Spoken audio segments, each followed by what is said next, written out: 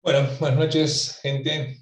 Vamos a empezar la tercera clase de Química desde cero, orientada para alumnos, gente curiosa, también para profesores que quieren actualizarse un poco y, bueno, gente que está cursando alguna materia o una carrera que puede rozar la química y no se acuerda de mucho. Entonces mi idea es ayudarlos a que tengan una visión un poquito más cercana y eh, que vuelvan a refrescar conocimientos y si no lo sabían, bueno, adquirirlos.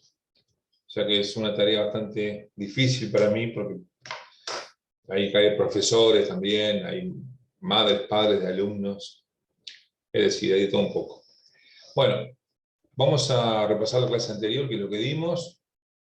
Estuvimos viendo lo que es el modelo atómico del siglo XIX-XX, cómo fue pergeñado, es decir, cómo fueron los pasos que hicieron que llegáramos al modelo actual.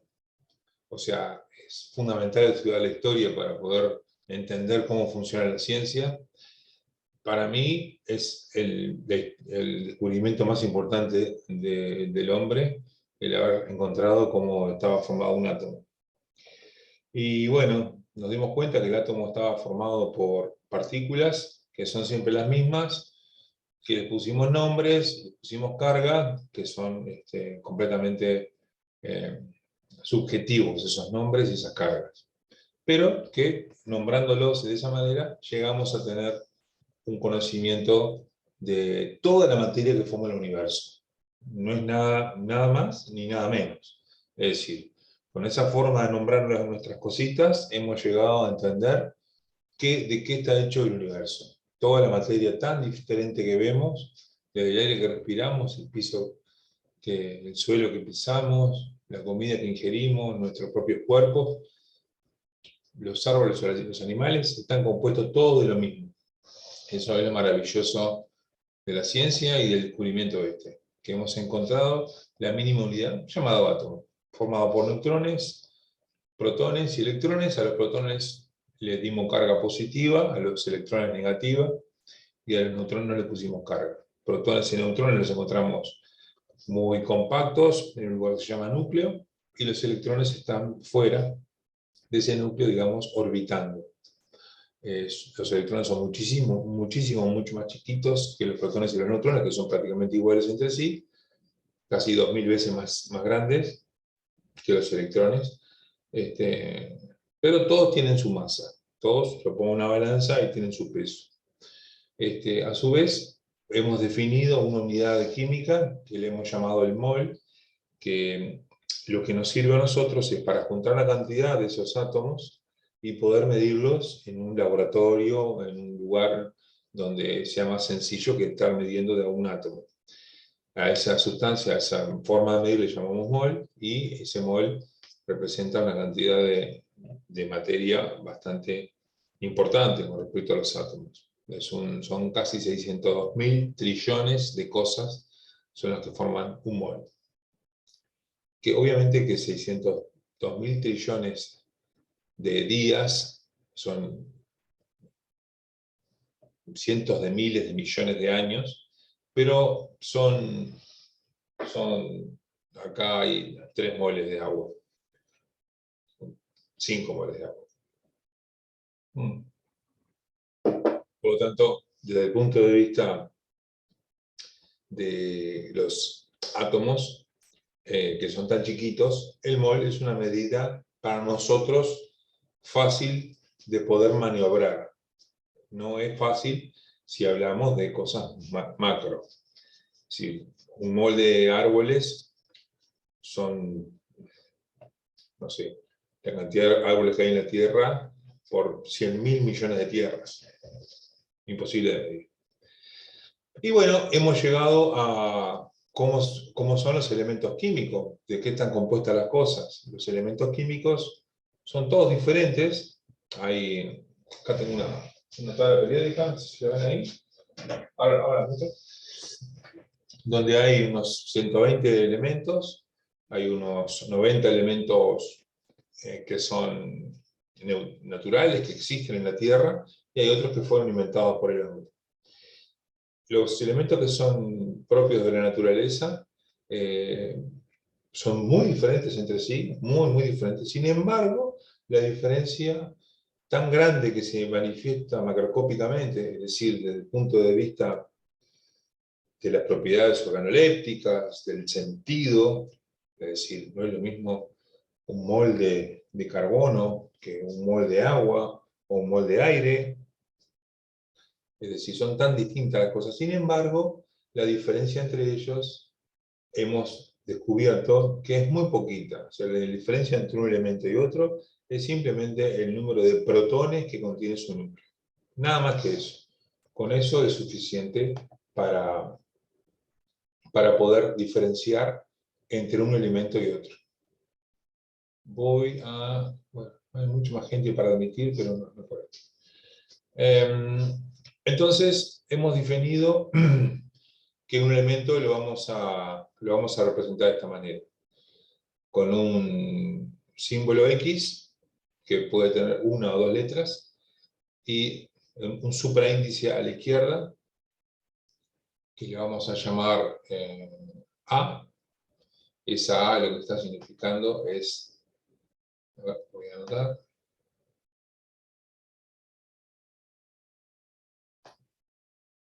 esta letra A acá, lo que está significando es lo que se llama el número másico, es decir, es en el núcleo la cantidad de protones y neutrones que contiene ese núcleo. El número más importante, la letra más importante es la letra esta, la letra Z, que lo que está indicando es el número de protones, y es lo que le da el símbolo. El símbolo y la Z es lo mismo. Si yo digo carbono, ya sé que el subíndice izquierdo es 6, porque es la cantidad de protones que tiene el carbono. Y a la derecha a veces se pone, a veces no, porque los átomos, recuerden que son neutros, no tienen carga, es decir, la cantidad de electrones y protones es la misma. A veces se le pone la carga como que haya un defecto o un exceso de electrones. Generalmente cuando hablamos del núcleo atómico no nos importan los electrones, pero sí vamos a mezclar en los ejercicios la cantidad de electrones porque le van a dar un poquito más de riqueza a los ejercicios que quiero plantear. Acá puse dos ejemplos, 28, 13 aluminio, o sea, el 13 es el elemento aluminio.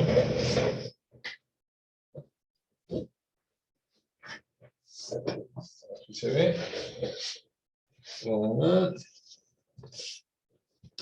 Aluminio, elemento número 13, de la tabla periódica, el 13, el número que tiene ahí, y la AL es lo mismo. La tabla de bolsillo, un poco incómoda, pero bueno, sirve. Es decir 13 y decir aluminio es lo mismo. Es lo mismo que decir 12, no, esto está mal, esto es un 6. 6 y carbono significa lo mismo. Si fuera el elemento número 12, obviamente que no es el carbono, que es este elemento que está acá, que se llama magnesio. Generalmente, los elementos naturales tienen la misma cantidad, o sea, la misma cantidad de protones que de neutrones, generalmente. Eso hace que el número A siempre generalmente sea el doble que el Z. Es decir, este número.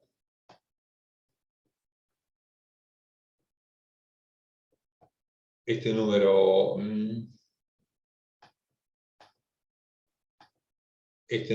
A generalmente sea el doble que este.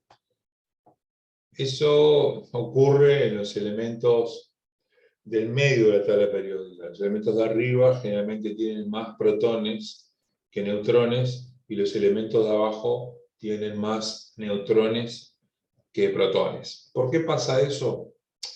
Bueno, eso se llama el defecto de masa. El defecto de masa... ¿Qué pasa acá? Generalmente el núcleo se acomoda entre neutrones y protones de tal manera que los protones no se repelan entre sí, intenten salir del núcleo, entonces naturalmente se van colocando esos neutrones de tal manera que los protones no intenten separarse entre sí. Cuando hay mucha cantidad de protones, ya la repulsión es bastante alta, entonces los elementos naturales tienden a tener más neutrones como para neutralizar esa repulsión tan grande. Pero bueno, eso lo van a estudiar, sí lo van a estudiar un poco más adelante, y no ahora. Pero como lo digo, quédense con la idea de que generalmente la A es el doble que la X en los elementos naturales, ¿no? No en los que son hechos por el hombre o están en un ejercicio, es decir, que está inventado por el profesor. Bueno, y lo que estábamos viendo entonces es que si yo quiero calcular el número másico, es decir, esa suma de neutrones y protones, es esto. Un segundito. Bueno.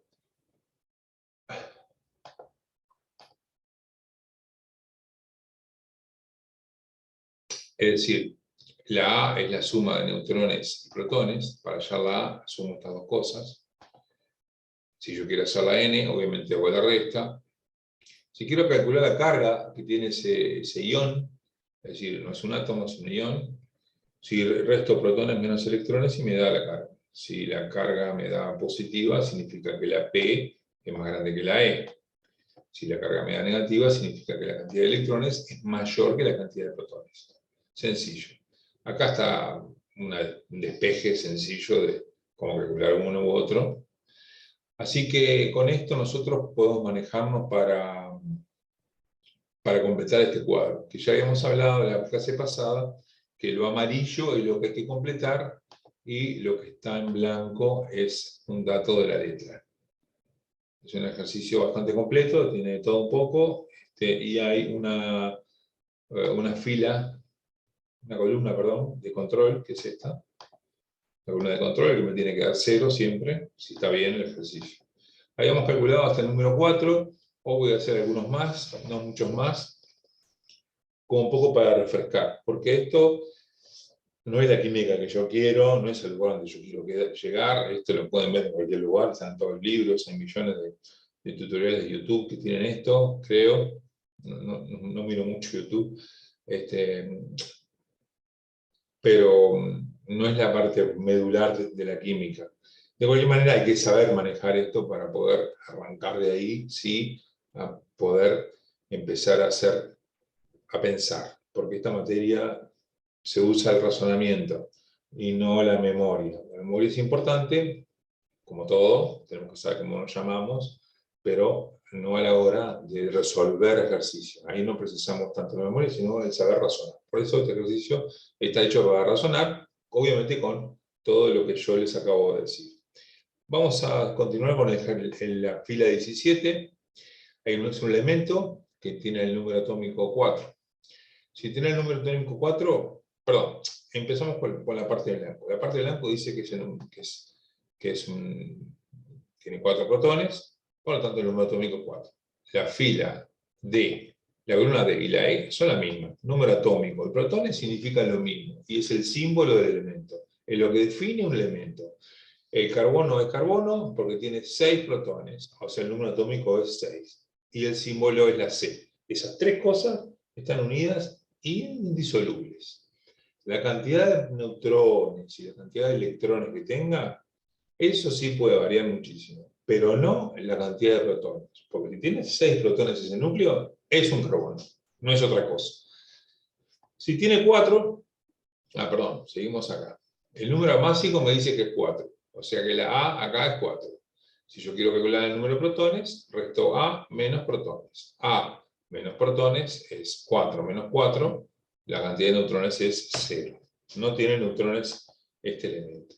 Y dice que la carga es más 2. Si no tiene un símbolo de menos adelante, significa que es positivo. Significa, si la carga es más 2, la cantidad de electrones que tiene es P menos carga, o sea, protones, 4, menos 2 de carga, son 2, tiene 2 electrones. Bien, este elemento es el número 4 de la tabla periódica, por lo tanto, estamos hablando del berilio. Be es un metal alcalino-térreo, ¿no? Es del grupo 2, y por lo tanto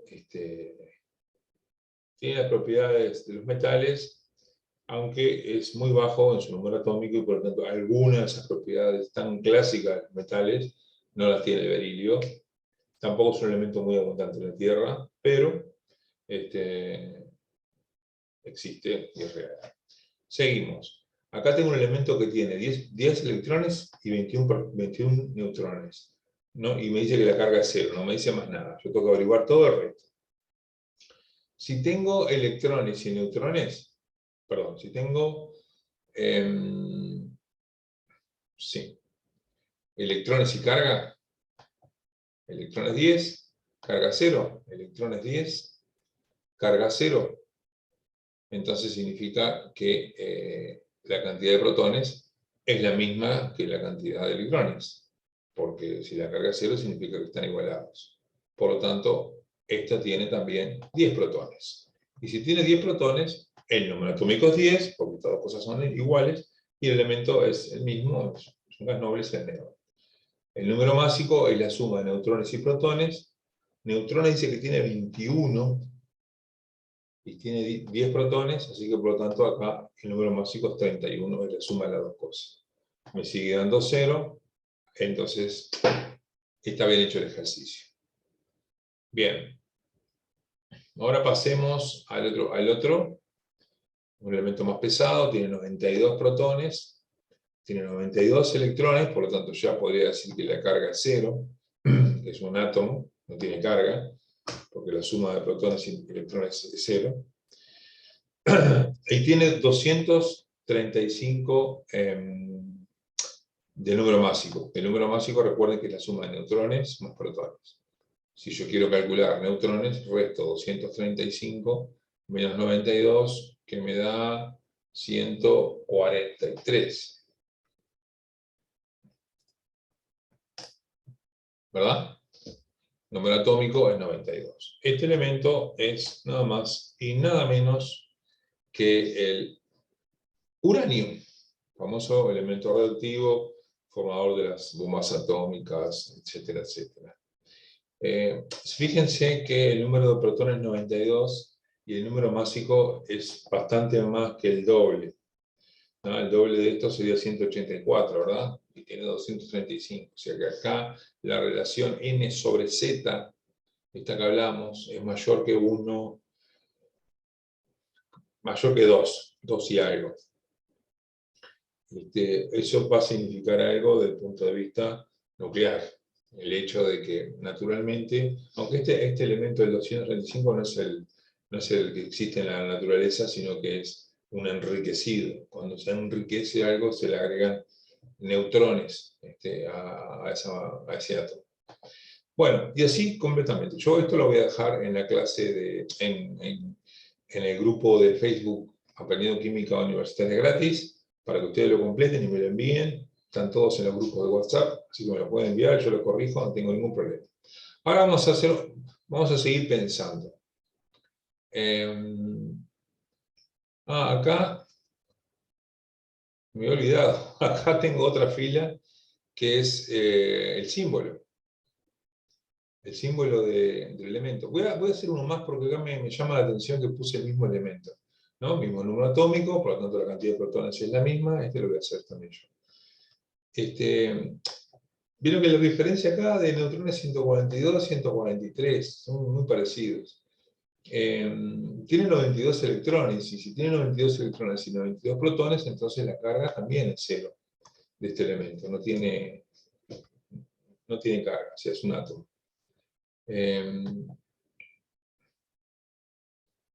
¿Cómo me cuenta eso? No.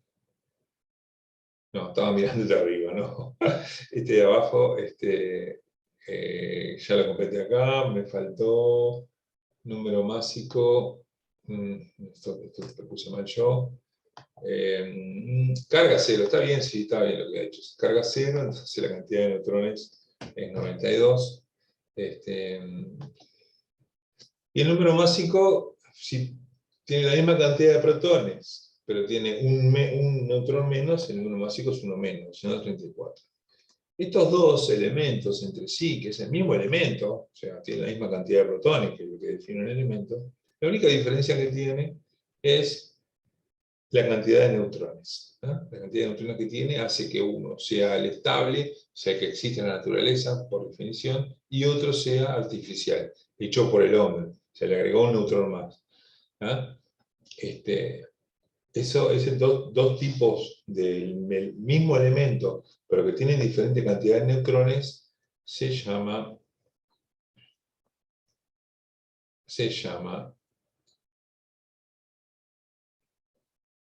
isótopos. Tiene es el mismo elemento, tiene el mismo símbolo, tiene el mismo Z, pero el número másico es diferente. Si el número másico es diferente, que es másico de suma de neutrones más protones, y los protones son los mismos, entonces la diferencia es la cantidad de neutrones. Estos dos elementos entre sí se llaman igual, se llaman hidrógeno. En este caso, este tiene un nombre propio, simplemente porque es muy usado en la química nuclear, que es el tritio. Existe otro isótopo más del hidrógeno, que se llama el deuterio, que tiene, en vez de tener dos neutrones, como tiene este, tiene uno solo. Y la molécula, el átomo sería 2,1 hidrógeno. Este es el natural, el único que existe en la naturaleza, el del agua. Este es el tritio, es igual que el agua, exactamente igual, pero tiene dos neutrones más. ¿Qué característica le da eso? Es lo que se llama, y capaz que lo escucharon alguna vez hablar, se llama agua pesada, el hidrógeno tritio, formando parte de la molécula de agua, forma lo que se llama agua pesada. Es obviamente pesada porque ese hidrógeno tiene dos neutrones más. Entonces hace que como que sea más pesada. ¿Para qué sirve? Generalmente esa molécula de agua pesada se utiliza en los reactores nucleares. Capaz que son muy jóvenes para acordarse de lo que pasó en Fukushima, pero lo que estaba pasando era que el agua pesada, que es, digamos, la que absorbe los neutrones que están en exceso y hacen que no se produzcan esas explosiones nucleares, o sea, hay como una vaina que envuelve los reactores, que es de agua pesada, que absorbe esos neutrones. Esa vaina de agua se había recontracalentado, entonces estaba como entrando en estado de ebullición, y por lo tanto esa agua no podía absorber esos neutrones que estaban en exceso liberados por el reactor. En fin, estamos un poco lejos de esto. Es decir, lo que estamos hablando ahora es que los hidrógenos que tienen neutrones diferentes se llaman isótopos. Pero también hay dos diferencias más, que tenemos por un lado los isótonos, que son elementos que son diferentes, uno es el nitrógeno, otro es el berilio, son diferentes, este es un ejemplo, tienen diferentes Z, o sea, tienen el símbolo diferente, tienen diferente el número másico, sin embargo, que tienen igual. Si yo resto 14 menos 7, me da el número de neutrones. Tiene 7 neutrones. Si yo resto 12 menos 5, también tiene 7. Tienen 7 neutrones los dos. Los isótonos tienen la misma cantidad de neutrones. También se utiliza mucho usar elementos. Si yo trabajo en un laboratorio nuclear, en este caso siempre, que necesito tener determinada cantidad de neutrones por este mismo hecho que le estoy diciendo yo, de absorber los otros, y no tengo un elemento, puedo usar el otro. Puedo usar el otro que tiene el igual. Ya lo estoy diciendo muy simplificado, obviamente, ¿no? Después tenemos, por otro lado, los isóbaros. Los isóbaros son elementos que tienen diferente el Z, 12 y 13, ¿no? Distinta cantidad de protones, pero tienen la misma cantidad de número másico. O sea, la suma de protones más neutrones es la misma. En este caso, 28 los dos. Obviamente que tienen distintos Z, distintos símbolos, distinta cantidad de protones, distinta cantidad de neutrones, pero la suma de las dos cosas, es la misma. ¿Qué pasa? El número másico es básicamente el peso del elemento, lo que pesa. Yo lo pongo en una balanza, lo que pesa el elemento son los neutrones y los protones. Los electrones prácticamente no pesan. Por lo tanto, los isóbaros tienen aproximadamente el mismo peso. O sea, le pongo una balanza y son similares, lo que me puede llegar a confundir. Digo, tengo un mol de las dos cosas pesan iguales, tiendo a pensar que son las mismas. Sin embargo, no, son muy distintas. Lo que pasa es que llegue a una combinación de protones y neutrones igual, pero con números diferentes. ¿Se entiende? En este caso, 13 más 15 me da 28, y acá 12 más 15 me da 28 también. 12 más, más 15, ¿sí? ¿Está bien? Más 16 me da 28 y el otro más 15. En definitiva, lo que tienen igual es la masa, pesan lo mismo. Y acá puse un ejemplo de, por ejemplo, si...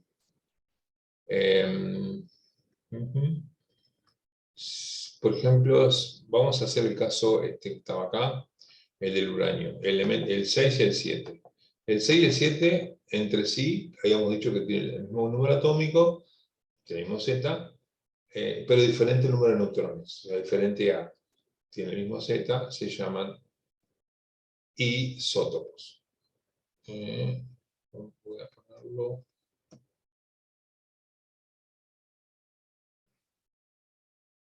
Isótopos. Es el 6 y el 7. 6 y 7 son isótopos entre sí. Acuérdense que para que algo sea isótopo de algo, son como hermanos. Preciso dos. ¿No? Uno solo no puede ser isótopo de sí mismo. O isótopo no, o isóbaro. Tiene que haber dos cosas.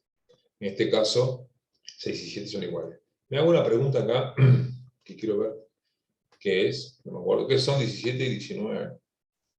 17 y 19, a ver.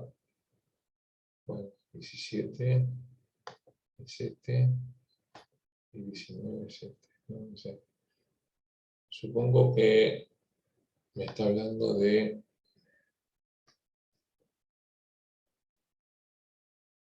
estos dos. De estos dos elementos. El 10 y el 12. Porque es el mismo elemento, hay algo que debería de saber ahí. Bueno, más adelante, esto se lo voy a dejar para que ustedes lo hagan y me lo pasen corregido. Más adelante vamos a estudiar algo un poquito más complicado para hacer una introducción y que no se queden con esto, que es del siglo XIX. ¿Qué es esto? A ver.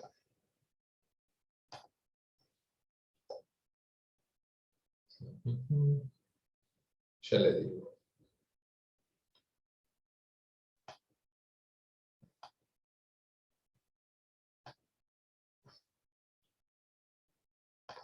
Los voy a colocar en el siglo XXI. O sea, lo que se estudia hoy de física de partículas. Es decir, más o menos una explicación por arriba de cómo está armado hoy el panorama con respecto a las partículas que existen en el universo. Voy a compartir. No. Voy a... Un segundito.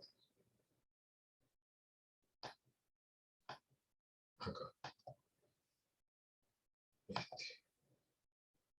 Eso.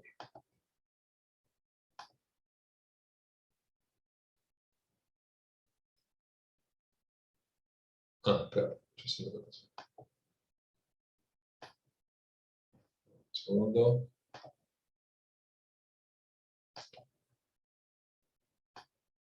Acá. Lo cierro. Mañana está la clase de química orgánica y el miércoles hacemos físico-química. A ver ahora. Si me deja.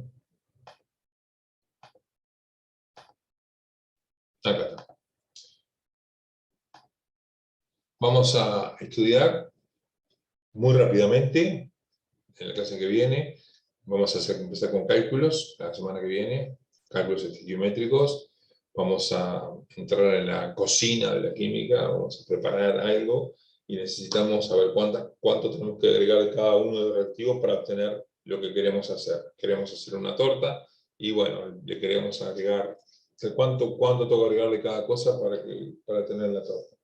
Esa básicamente es la química que vamos a trabajar, la estequiometría, es decir, cómo se calculan los reactivos entre sí para poder llegar a tener producto. Vamos a ver reactivo limitante, reactivo en exceso, rendimiento de una reacción, en fin, mil cosas. Pero antes, un breve pantallazo de 3 minutos de lo que significa esto. Nosotros hemos hablado que se ha descubierto por el modelo atómico, tenemos partículas que son los átomos que están formadas por 3 cosas: neutrones, protones y electrones. ¿Bien? Avanzado el siglo XX y terminado el siglo XX, arrancando el siglo XXI, nos hemos dado cuenta de que cada uno de esos protones y neutrones en realidad estaba formado por 3 quarks, que eran como la unidad más chiquita todavía dentro de esa chiquititez que son los neutrones y los protones.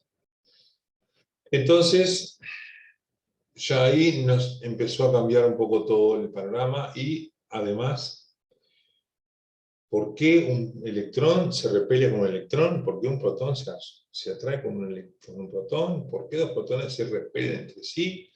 ¿Qué es lo que hace que pase eso?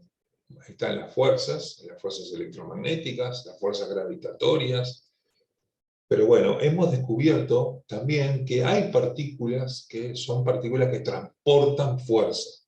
Es decir, la fuerza no es algo etéreo, que es un mago que atrae así cosas, sino que son partículas de fuerza.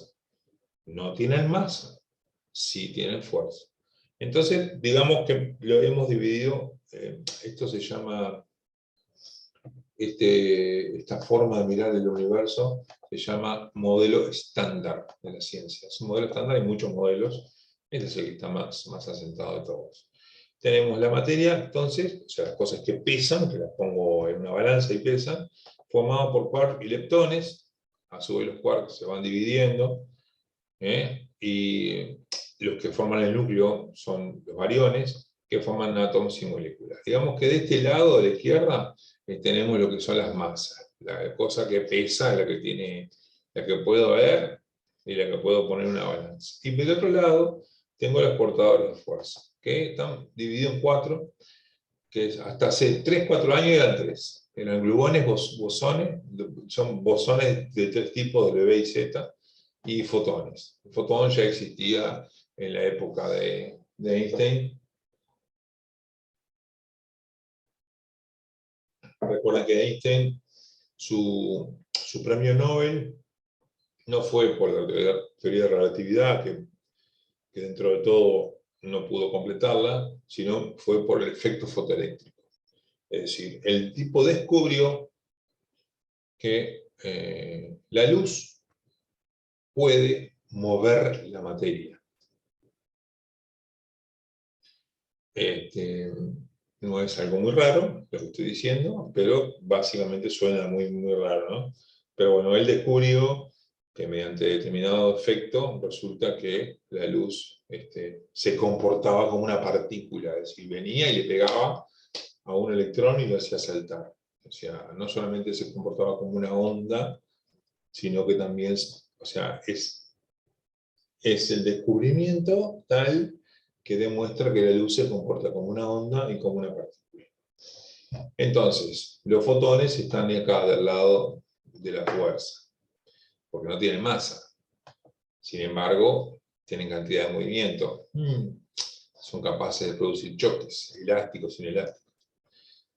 Bueno, en definitiva, hasta hace poco había estas 3, y apareció después el bosón de Higgs, y los famosos gravitones. Esto es nuevo, esto tiene 4 o 5 años nada más. No me acuerdo cuántos años tiene, pero se me fue en el tiempo, pero sí, 4 o 5 años. Es decir, si nosotros al universo le sacamos la materia, todo el Sol y todos los planetas, todo eso, le sacamos las fuerzas gravitatorias y le sacamos las fuerzas electromagnéticas, le sacamos las fuerzas nucleares, todo le sacamos y tenemos una alfombra, digamos, del universo y la sacudimos, y al sacudir esa alfombra liberamos gravitones, que son lo que hacen como que tienen la cohesión del universo, que no hace que salga volando. Un poquito difícil de entender, no es tan sencillo como lo digo yo, pero por lo menos un pantallazo para que no se queden con la teoría del siglo XIX, de que el electrón girando alrededor del núcleo, cosa que ya dijimos que estaba mal. Pero no está mal para empezar a entenderlo, porque todos lo aprendimos así. Si aprendimos cómo fue el cerebro humano, entendiendo cómo funcionaba el átomo, el modelo atómico, y nos fuimos haciendo más fuertes y entendiendo. Si hubiéramos arrancado de acá, no hubiéramos entendido nada. Bueno, todas estas partículas de fuerza, digamos, están sustentadas y lo estudia esta ciencia, la cromodinámica cuántica, estudia el tema de la fuerza fuerte, la fuerza débil, la teoría electromagnética, son los bosones, son clave los bosones para entender un poco todo. Bueno, los fotones ya lo conocíamos, es lo que define las fuerzas electromagnéticas y el estudio de la electrodinámica cuántica. Y los gravitones modernos, nuevos de ahora, son los que estudia la gravedad cuántica, se llama, es una materia. Todas estas cosas forman la teoría unificada, que es lo que quería Einstein, unificar la teoría relativista con la teoría unificada. Y todo esto forma la teoría del todo. Con eso, chicos, nos despedimos y la próxima clase vamos a hacer cálculos estequiométricos. Les dejo un abrazo a todos, cuídense y bueno, mucha suerte. Chao.